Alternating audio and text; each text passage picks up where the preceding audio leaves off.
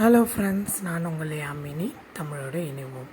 இன்றைக்கி யாமினி பிரபு விலாகில் என்ன பார்க்க போகிறேன்னா, புது ஸ்டைலில் கத்திரிக்காய் குழம்பு எப்படி வைக்கிறதுன்றதை பார்க்கலாம் வாங்க.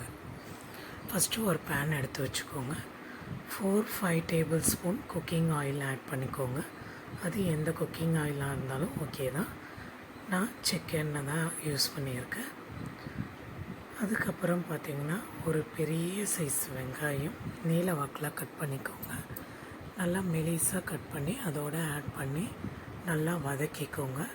அந்த வெங்காயம் வதங்கிறதுக்கு தேவையான அளவு கொஞ்சம் உப்பு ஆட் பண்ணிக்கோங்க. அப்போ சீக்கிரமாக வதங்கி வரும். கொஞ்சம் ப்ரௌன் கலர் ஆகிறதுக்கு ஃபஸ்ட்டு ஸ்டேஜில் வரைக்கும் நல்லா வதக்கிக்கோங்க. 1/2 டேபிள் ஸ்பூன் உப்பு ஆட் பண்ணியிருக்கேன். வதக்கின பின்னாடி நல்லா வதங்கிட்ட பின்னாடி ஒரு மீடியம் சைஸ் தக்காளி நீல வாக்கில் கட் பண்ணி அதையும் இதோட ஆட் பண்ணிக்கோங்க. ஆட் பண்ணி அதையும் சேர்த்து நல்லா அந்த தக்காளி எப்படி வதங்கி வரணும்னா மேஷ் ஆகிற மாதிரி நல்லா வதக்கி வரணும். நான் எடுத்துருக்கிறது இப்போ காமிச்சனிங்கன்னா அந்த தக்காளி சைஸ் அளவுக்கு தான் எடுத்துருக்கேன். வெங்காயத்தோட குவான்டிட்டியை விட தக்காளியோட குவான்டிட்டி கொஞ்சம் கம்மியாக இருக்கும். 100% வெங்காயம்னா 75% தான் தக்காளி இருக்கணும். அதே போல் 2 சீவல் அளவுக்கு நான் தேங்காய் எடுத்துருக்கேன். அதை குட்டி குட்டியாக கட் பண்ணி அதோடு சேர்த்துக்கோங்க. அப்போ தான் நல்லா அரைக்கும் போது மிக்ஸி ஜாரில் திப்பியாக வராமல் நல்லா நைஸாக அரைச்சி வரும். அதுக்கப்புறம் எண்ணெய் ஒரு 15 வேர்க்கடலை வறுத்த வேர்க்கடலை சேர்த்துக்கோங்க. சேர்த்து நல்லா வதக்கிக்கோங்க. கைவிடாமல் வதக்குங்க. அந்த தேங்காயும் வேர்க்கடலையும் அதோடு சேர்ந்து நல்லா வெந்து வரும். ஒரு 2 மினிட்ஸ் வதக்கின பின்னாடி இப்போ நம்ம மசாலா சேர்க்கலாம். நான் வீட்டில் அரைச்ச மிளகாய்த்தூள் தான் சேர்த்துருக்கேன். அதிலே மஞ்சள் போட்டு அரைச்சதால் நான் மஞ்சள் சேர்க்கல தனியாக. நீங்கள் மஞ்சள் போட்டு அரைக்கலன்னா 1/4 டேபிள் ஸ்பூன் மஞ்சள் ஆட் பண்ணிக்கோங்க. 2 டேபிள் ஸ்பூன் மிளகாய்த்தூள், 1 டேபிள் ஸ்பூன் தனியாய்த்தூள் ஆட் பண்ணி நல்லா வதக்கிக்கோங்க. எப்பயுமே மசாலா சேர்த்துன உடனே நல்லா வதக்கணும், கைவிடாமல் வதக்கணும்.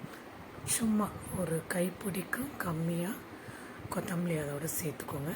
நல்லா குழம்பு மணமாக இருக்கணுன்றதால இந்த ஸ்டேஜில் சேர்த்து நல்லா வதக்கிட்டு அது மிக்ஸி ஜாரில் ஆறின பின்னாடி மிக்ஸி ஜாரில் போட்டு நல்லா நைஸாக அரைக்கணும். எந்த அளவுக்கு நைஸாக அரைக்க முடியுமோ அந்த அளவுக்கு நைஸாக அரைச்சிக்கோங்க. இந்த குழம்போடைய டேஸ்டி மற்ற கத்திரிக்காய் குழம்போட டிஃப்ரெண்ட்டாக காட்டக்கூடிய ஒரு ட்ரிக்கு என்னென்னா, நம்ம சேர்த்த வேர்க்கடலை தான். அதிகமாக சேர்த்தாலும் நல்லா இருக்காது. எண்ணி ஒரு 15 வேர்க்கடலை மட்டும் சேர்த்து ஓகேங்களா. நல்லா அரைச்சிட்டு பாருங்கள், நைஸாக கொண்டு வந்தாச்சு.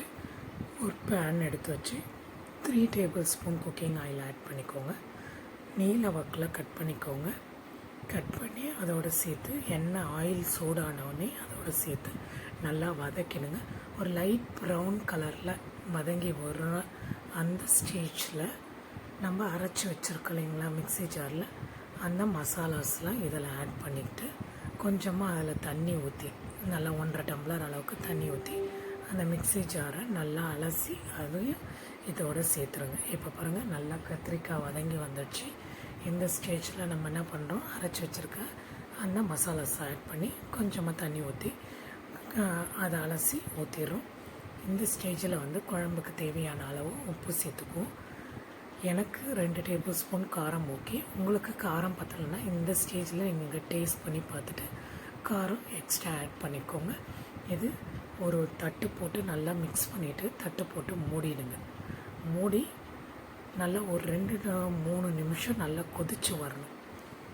கொதித்து எண்ணெய் பிரிஞ்சு வர சமயத்தில் கொஞ்சமாக கொத்தமல்லி போட்டு இறக்கிடுங்க. சுவையான டேஸ்டியான எப்பயுமே செய்யக்கூடிய கத்திரிக்காய் குழம்பு இது ரொம்ப டிஃப்ரெண்ட்டாக இருக்கும். நான் இன்றைக்கி இதில் பார்த்திங்கன்னா மொச்சக்கட்டை அது காராமணி சுண்டல் செஞ்சுருந்தேன். அதை கொஞ்சோண்டு இதோட ஆட் பண்ணிக்கிறேன். கறி குழம்பு அளவுக்கு இது டேஸ்டியாக இருக்கும்.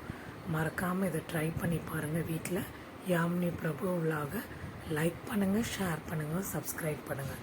மறக்காமல் ஆளுன்ற பட்டனை ப்ரெஸ் பண்ணிக்கோங்க. அப்போ தான் நான் டெய்லி போடுற வீடியோஸ் உங்களுக்கு காமிக்கும்.